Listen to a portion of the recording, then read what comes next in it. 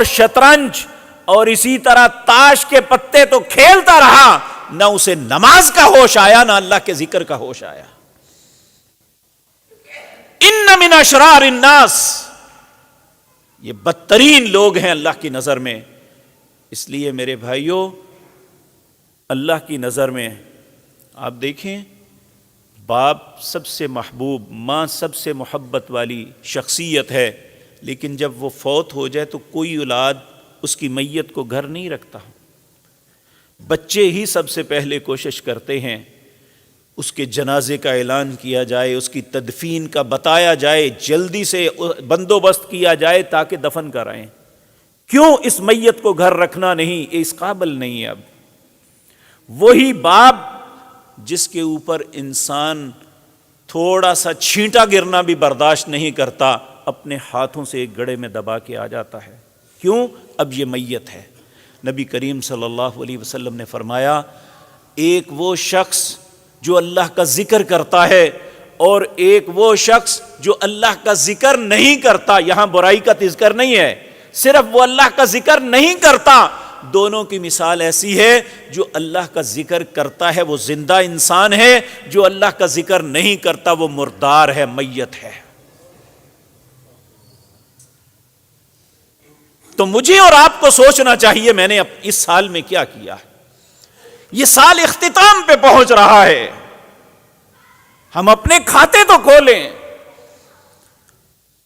ہاں، نبی کریم صلی اللہ علیہ وسلم، حدیث قدسی ہے، بڑی لمبی حدیث، اس کے آخری کلمات یہ ہیں، اللہ رب العزت اپنے بندوں کو بڑے پیار سے کہتے ہیں، یا عبادی، اے میرے بندو، انما ہی اعمالکم احصیہا لکم، میں تو صرف تمہارے عملوں کو گن گن کے رکھ رہا ہوں۔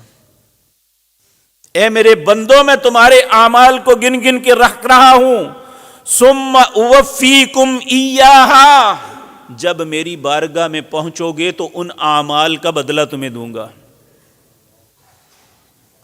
اب کسی مفتی سے فتویٰ لینے کی ضرورت نہیں، اپنے دل سے پوچھ لیں میں کیا کر رہا ہوں اور اس کا کیا بدلہ مل سکتا ہے۔ ہر انسان کو خود اس کا مفتی بتائے گا۔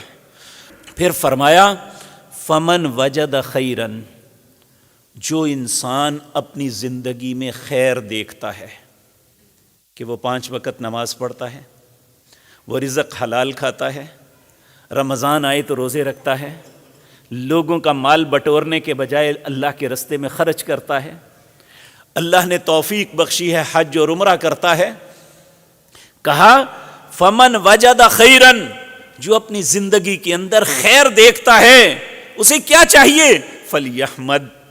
فلیحمد اللہ، وہ اللہ کی تعریف کرے کہ اس نے مجھے نیکی کی توفیق بخشی ہوئی ہے۔ ومن وجد غیر ذالک، اگر وہ اس کے علاوہ کوئی اور اپنی زندگی میں دیکھتا ہے کہ اس کی زندگی میں عیاشی ہے، بدماشی ہے، برائی ہے، حرام خوری ہے، حرام کاری ہے، تو کہا فلا یلومن الا نفسہ، پھر کسی کو کچھ نہیں، اپنے آپ کو ملامت کرے کہ کس گندگی میں پڑا ہوا ہے۔ اللہ رب العزت ہم سب کی حفاظت فرمائے۔ میں کئی مرتبہ یہ